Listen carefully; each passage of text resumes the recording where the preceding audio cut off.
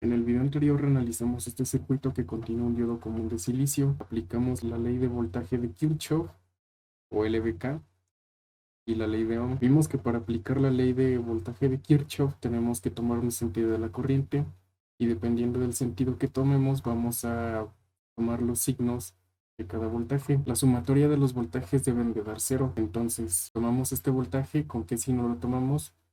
Con el primer signo que encontramos en el diagrama, que es negativo. Por aquí entra el voltaje. Tomamos este signo negativo. El siguiente componente con el que nos topamos es este, con signo positivo. El siguiente componente que nos topamos es este con signo positivo.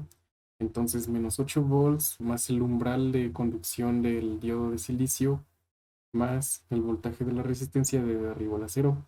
Aquí lo tenemos.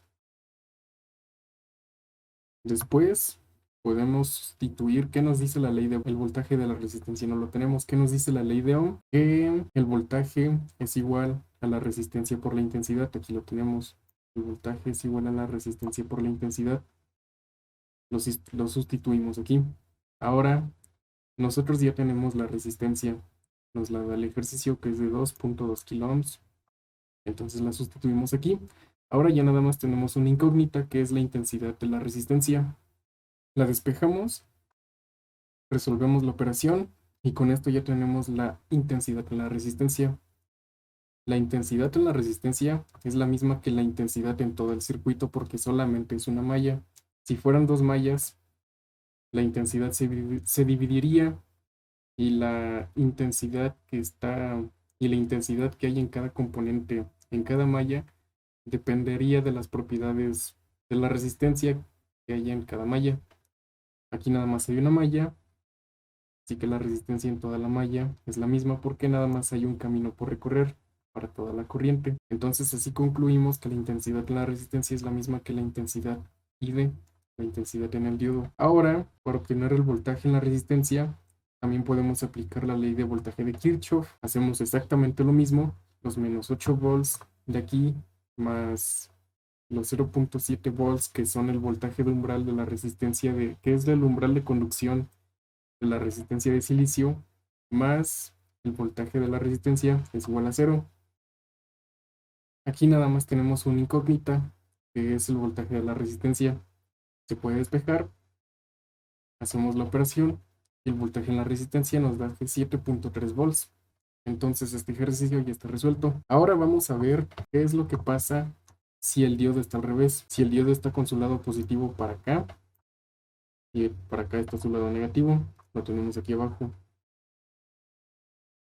Este diodo está energizado en inversa porque la corriente va para acá y está entrando por su lado negativo. Un diodo energizado con polaridad inversa se convierte en un circuito abierto, como lo tenemos aquí. Es como si tuviéramos un interruptor abierto y este no está dejando pasar la corriente para acá.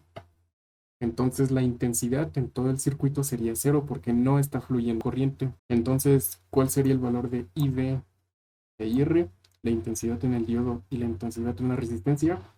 Pues habíamos dicho que toda la intensidad en el circuito es cero. Entonces tenemos aquí los valores de las intensidades. IR es igual a 0 miliamperes e ID es igual a 0 miliamperes. Para sacar el voltaje en la resistencia, podemos aplicar la ley de Ohm, ya que poseemos la resistencia de la resistencia, que es de 2.2 kilo ohms, y la intensidad, que es igual a cero para todo el circuito. Entonces, ¿qué nos dice la ley de Ohm? Que el voltaje es igual a la resistencia por la intensidad. Sustituimos, la intensidad es igual a cero, la resistencia es igual a 2.2 kilo ohms, pero es una multiplicación de cero por cualquier cifra que va a ser igual a cero. Entonces el voltaje en nuestra resistencia va a ser igual a cero. Ya con esto tenemos todas las incógnitas que nos da nuestro circuito. Entonces esto es lo que pasa cuando cuando nuestro diodo común está energizado en inversa. Actúa como un interruptor abierto que no da paso a la corriente.